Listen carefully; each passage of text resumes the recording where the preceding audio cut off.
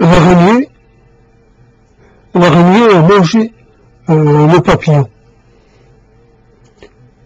Le tout petit papillon.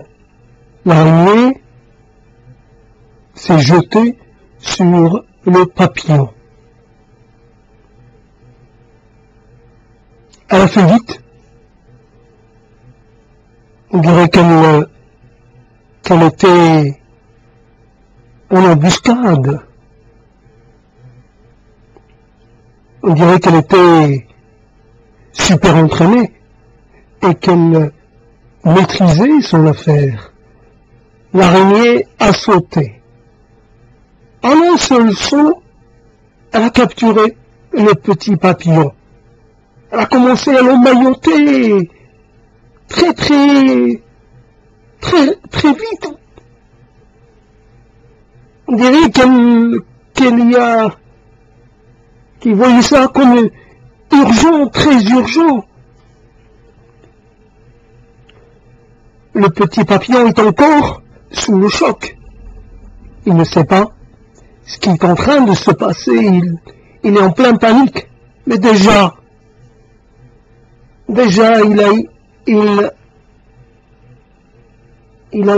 il commence à perdre conscience. Peut-être qu'il a été piqué par l'araignée, ou peut-être que c'est la panique la panique qui le terrasse. Le petit papillon. Moi, je l'ai mis dans le nid de l'araignée. Je l'ai jeté, et par miracle, il a été pris dans les filets de l'araignée.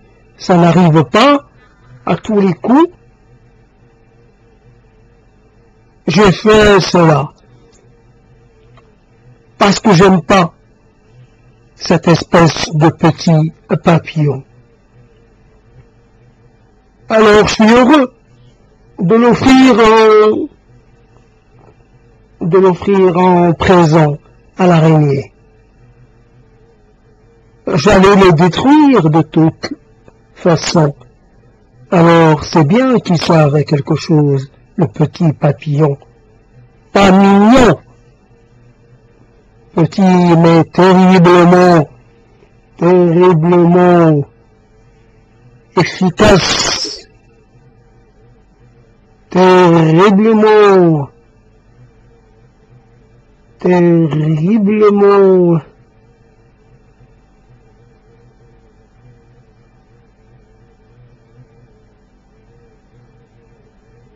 l'araignée, depuis ce jour-là,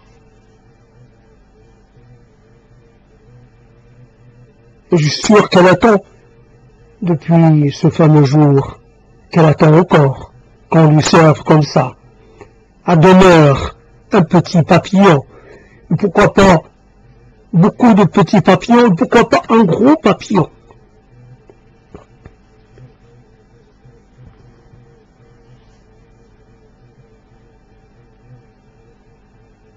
Aujourd'hui, l'araignée, elle est plus seule. J'ai cru lui jeter un autre papillon dans la toile. Et puis je vois déballer 2 araignées. Et comme ça, ces araignées qui se trouvent à un petit endroit tranquille pour tisser leur toile. Le printemps, l'été, c'est la saison de l'accumulation. Il faut manger pour passer l'hiver. Les araignées, comme tous ceux qui vivent avec moi, je peux concevoir qu'il s'adonne à quelques activités, mais je ne puis en savoir plus. Je ne pourrai pas les espionner. Je ne pourrai pas communiquer avec ces êtres qui sont tout à côté, que je peux voir et revoir l'araignée et le petit papillon. L'araignée, je m'attends. Les araignées sont là. Les unes prenant la place des autres. Ça se reproduit. Les petits papillons aussi. Malheureusement, pour moi, chaque printemps, je les vois volter du côté de mon armoire à linge ou du côté de mon stock de farine et autres denrées. Les petits papillons, ils sont très, comment dire, non pas énervants, mais ils sont très,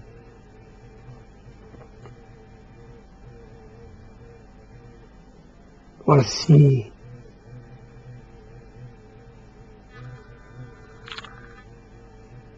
un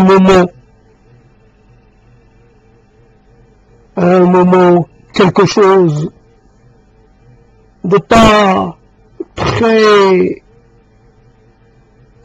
très important s'est produite, ou alors c'est aussi un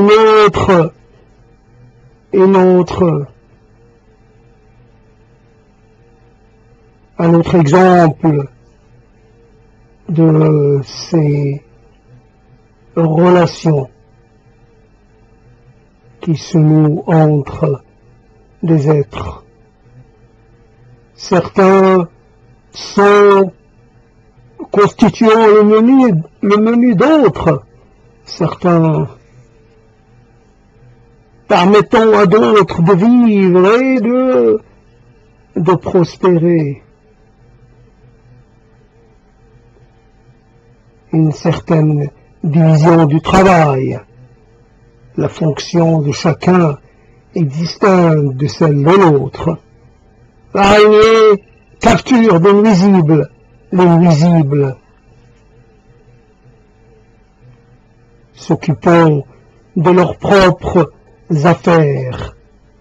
Les araignées aident à juguler l'invasion des nuisibles, ces visiteurs, ces visiteurs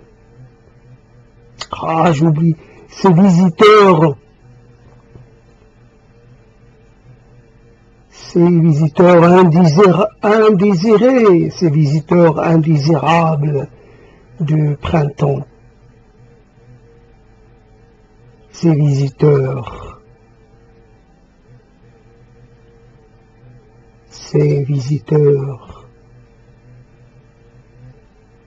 que vous ne pouvez,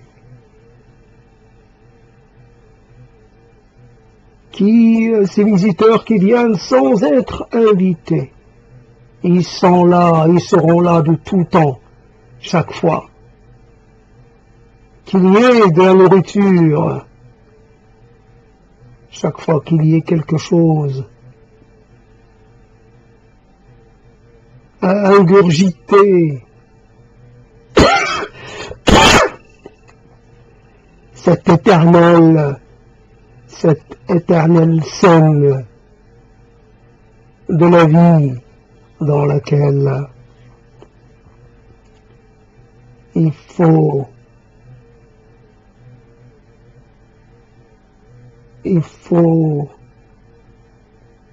prendre, il faut se servir, même si cela ne vous appartient pas, il faut se servir, même si cela devait occasionner des dégâts, voire la mort elle-même.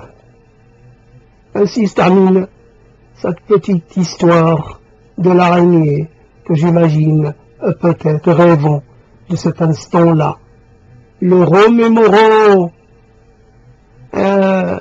sans fin. Et peut-être qu'elle pense qu'il y a quelque part soit un Dieu qui, de par sa volonté, vous apporte, vous pourvoit, ou alors qui vous pourvoit un jour et qui vous oublie le reste des jours. Un seul présent de la part de ce Dieu difficile à imaginer, difficile. Les intentions du Dieu ne sont pas celles de l'araignée. Cette rencontre était brève et sans conséquence.